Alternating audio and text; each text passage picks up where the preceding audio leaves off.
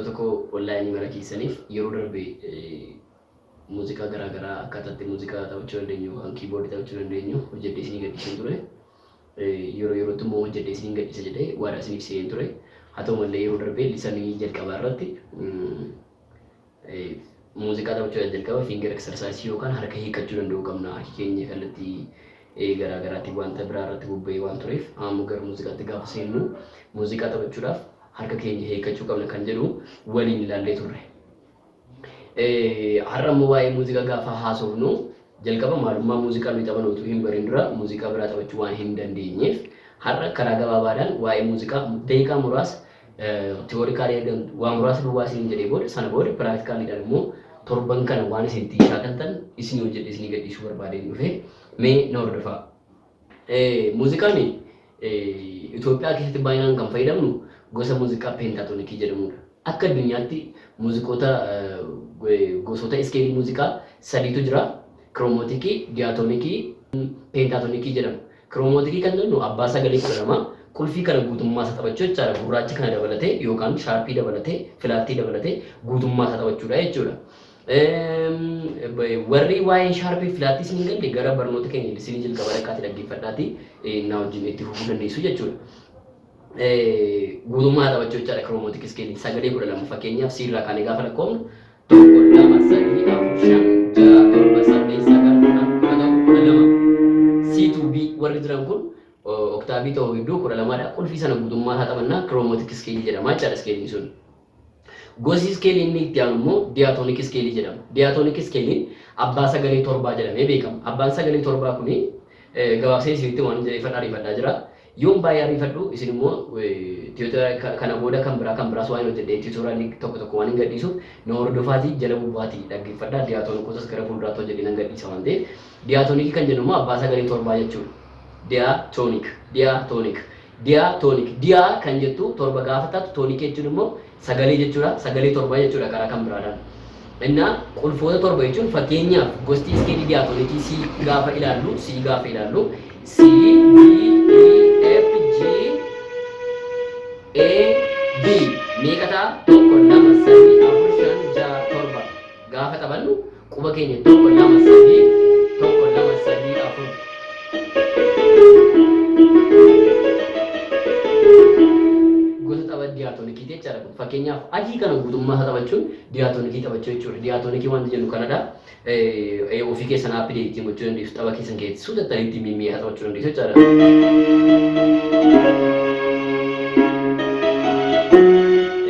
Tapha diyaatoonikii gaafa taphannu guutummaa qulfii taphachuu dandeenya jechaadha. Shaarpii ittiin dabalu warra jiraniif immoo barnoota tokko yeroo biraa tiyootooraali kan diyaatoonikii qabadheen isinii dhufee isin agarsiisa. Shaarpii itti dabalee taphachuu ni danda'ama jechuudha. Har'a barnoota tokko inni waan akka Itoophiyaatti itti fayyadamnu gosa iskeelii peentaatoonikii isa jedhamu. Peentaatoonikiin gosa iskeelii maatii Itoophiyaa jedhamu. Warra Itoophiyaatu yookaan warra Itoophiyaa keessa jiraannu diyaatoonikii osoo hin taane kiroomotik iskeelii osoo hin taane peentaatoonik iskeelii fayyadamna. Peentaatoonik iskeeliin immoo akka Itoophiyaatti 5tu jira. Manni barnootaa manni muuziqaa amma immoo 4 qofa barsiisu. Eenyu isaanii? Tizitaa, Baatii, Ambaasal, Naachuraal, Anchooyyee jedhamu. Irra deebi'a. Tizitaa, Baatii, Ambaasal, Naachuraal, Anchooyyee jedhamu. Naachuraal kan jennu iskeelii kana dur abbootiin keenya gaafa muuziqaa taphatan maal godhu turan isinitti fakkaate kallattii kan biraadhaan yeroo qulfii tokko irraa ka'anii qulfii tokko arganneerra kan isaan jedhan gosa iskeelii tizitaa meejarii waan ta'e argameef naachuraal iskeeliin amma gabaarra hin jiru yookaan immoo manneetii muuziqaa garaagaraa keessatti barsiifamaa hin jiru. Na argattaniitu jedhee yaada barsiifamaa hin jiru. Kanaaf gosa muuziqaa iskeelii 4tu jira yoo jennee dabarreessi rakkoon qabu garuu guutummaatti isa durii irraa kaanee gaafa hubannu akka isin bartaniif jedhee isinitti himee jechuudha. Gosoonni anamman iskeelii isinitti himee tizitaa, baatii, ambaasal, naachuraal, anchooyyee warra jedhamu. Tizitaa fi baatii, ambaasal, meejarii fi maayinerii qabu. Tizitaa meejar, tizitaa maayinar. Baatii meejar, baatii maayinar. Ambaasal meejar, ambaasal maayinar kan jedhaman jiru. Anchooyyee fi naachuraal kan jennu naachuraal isa ba'ees daballee jechuudha. Warri jennu kun garuu iskeelota asumaa gadi tarreeffaman malee meejarii fi maayinerii hin qaban. Na argattanii hin qaban. So maal goona har'a tizita meejar kan jedhurra jalqabna. Viidiyoo gosa nutti immoo tizita maayinerii waliin ilaalla jechuudha. Har'a tizita meejarii gaafa waliin ilaallu tizita meejarii sirriitti gaafa hojjettan muuziqaa nuti waldaarraa baay'inaan dhageenyu waa yeroo waaqeffattan yeroo sirbitan baay'inaan sirbamu kun kan argamu hundisaa gosa iskeelii tizita meejariiti. Baay'een isaa isteejii irratti yookaan naannoo waltajjii irratti kan nuti fayyadamnu gosa iskeelii maaliiti? Tizita meejariiti. Torban ittaan waa'ee tizita maayinerii gaafa kaasnee haasofnu garuu hammam dudduubatti akka hafnee jirru gaafa ilaallu an kanaafanidha. Tiyootoraalii afaan Oromootiin kiiboordii barsiisuudhaaf kan hin ka'e. Because namoonni baay'een ogummaa taphaa saafaa hin qabanii warri faarfatanis ogummaa sagalee tizita maayinerii maal akka ta'e hin beekanii. Kanaaf sana hir'ina sana balleessuuf jecha har'a tiyootoraalii kana qabadhee dhufeera. Warri faarfatanis yookaan warri sirbitanis viidiyoo kana ilaaltanii ofii keessan jijjiiruu dandeessu waan ta'eef viidiyoo kana buusaati ilaalaa. Har'a tizita meejarii gaafa ilaallu tizita meejarii gaafa taphanu sagalee diyaatoonikisii keessaa eenyuuf keessaa baasna? Afuraffaaf torbaffaa keessaa baasnee afuraffaaf torbaffaa keessaa baasnee isa jiru. Siirraa kan lakkoofna 1 2 3 4 5 6 7 gosoota iskeelota gaafa ilaallu C dha, D, E, F, G, A, B 1 2 3 4 5 6 7 meeqaffaa keessaa baasna gosa diyaatoonikii sila jennee dubbaa turre keessaa afuraffaaf torbaffaa keessaa baasna jechuun qulfii F kanaa fi B keessaa baasneef taphannaa jechaadha. Qulfii kana guutummaa asis B'tu jira, as F'tu jira, as B'tu jira, as F'tu jira. Ilaa sirriitti ilaalaa, mee sirriitti ilaalaa F B meeqaffaadha? F'n afuraffaa irratti argama, B'n immoo meeqaffaa irratti argama? Torbaffaadha. Warroota kana keessaa baasneetu taphannaa jechuudha. Muuziqoota amma ammaatti uumamanii gabaarra jiran sana haala kanaan keessaa hir'isnee argachuu dandeenya jechuudha. Mee C, D, E, F, G, A, B eenyu keessaa baasnee F, B keessaa balleessinee gaafa argannu eenyu tafa? C, D, E, G, A. Pentatonic. Penta jechuun 5, tonic jechuun akkuma isiniin jedhe sagalee gaafa ta'u sagalee 5 jechuudha. Qulfoota 5 qofa taphannaa jechuudha. Eenyu faati? C, D, E, G, A. Oktaavii kan biraa ta'e asitti daballee shaakallaa jechuudha gaafa shaakala. Torban kana kan isin shaakaltan kana shaakaltuu jechaadha. Gosa C iskeelii kanaa tizita meejar C iskeelii kana shaakaltuu jechaadha. Barreeffamoota kana irraa warroota hin taphatamne duwwaa hambisee irraa balleessee warroota kana irratti dhiisee barnoota isin agarsiiseen itti uftanii shaakaltu jechuudha isin. Mee ilaalaa C, D, E quba keenya sadii qofaan fayyadamna.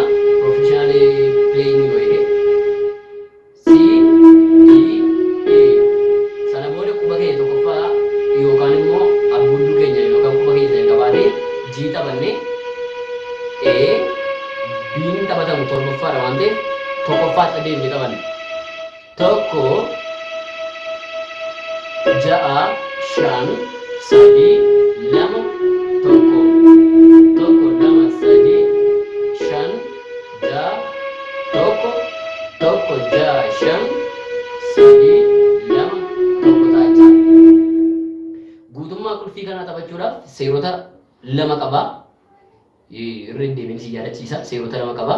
Yeroo biraan ilaaltu achirraa sana kakaafee drive gochaa itti ufsan hojjetu jechuudha. Mee ilaalaa seerota kana gaafa jedhu asii kaanee asii gad taphachuudhaaf quba keenya jalqabaatiin eenyunni quba keenya qaba abbuudduu yookaan quba tokkoffaa kanaan maal goona irra deebinee qulfii jalqabaa iskeelii keenya isa taphannu sana qulfii jalqabaasaa taphachaa deemne. Fakkeenyaaf kun gosa tizita meejar C iskeelii jedhama. Tizita meejar C iskeelii kana quba keenya tokkoffaa kana irra deddeebinee taphataa deemna. Eenyu C irra deebinee taphataa deemna jechuudha. Ilaalaa C, D, E, G, A, C taphadheera. Quba koo tokkoffaadhaan eenyu irra deebinee taphadhaa? C isa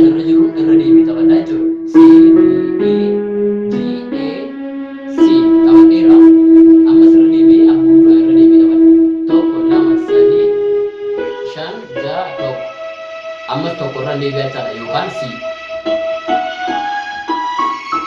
amma sirra deebi'a seeras jalqabaaf ta'eera jechuudha asii gadi taphadhee xumureera jechuudha gaafa ol deebi'u immoo quba koo sadaffaatiin yookaan immoo quba gidduu yookaan quba guddaa isa jennu kanaan ol gaafa taphachaa adeemu maal goona iskeelii keenya isa taphataa jiru sana qulfii jalqabaa fakkeenyaaf sii jechuudha ammas maqaa biraan qabu sii iskeelii yoo ta'e kan irraa jalqabamu sii irraa jalqabu so ammas sii maal goona quba keenya sadaffaatiin amma immoo irra deebiin taphachaa jirudha irra deebi'u jechuun quba keenya tokkoffaatiin hin tuqna sana booda immoo irra deebiin kan irra deebi'amu sii qofatti irra deebi'ama jechaadha iskeelii kana keessatti mee ilaalaa xumureera kanaaf amma sii iskeelii maalan godha sii qulfii kana maalan godha irra deebiin taphadhaa jechaadha quba koo maalitiin sadaffaadha yookaan quba guddaadha irra deebi'a kunoo sii irra jira amma irra deebi'a jechuudha irra deebi'a sii irra deebi'a tokkon irra deebi'a sirriitti irra suuta godhaatii ilaalaa deemaa yoo na riifadhe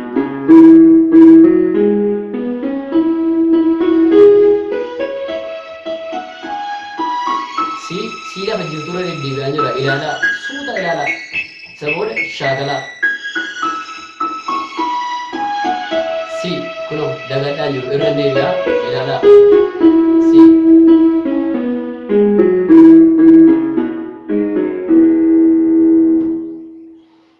barnoota sistaa meejarii si iskeelii qofan isin agarsiise gosa iskeelii 12 qaba sistaa meejariini gara fuula duraatti gosa tiyooriitiin barreessanii isinii ka'a iskeelii sana achirraa fudhatanii raataniitu maal gootu mana keessatti shaakaltu jechaadha kuni warroota muuziqaa manaa qabdanii meeshaa muuziqaa manaa qabdanii teessanii akkasiin shaakaltaniif isin gargaaraa jira warroonni naannoo keessan manni muuziqaa jiru mana muuziqaa deemtanii yoo shaakaltan kun barnoota dabalataa ta'e isin jabeessaa jechuudha dhumarratti ergaan qabu barnoota akkasii kana isin biraan ga'uu waan fedheef an isiniif quuqama keessan qabaadhee waan isin biraan ga'uudhaaf fedhadhe isin immoo YouTube ko subscribe godhaati na deeggara innaa faayilli kun namoota baay'ee bira kan gahuuf immoo share godhaa galatooma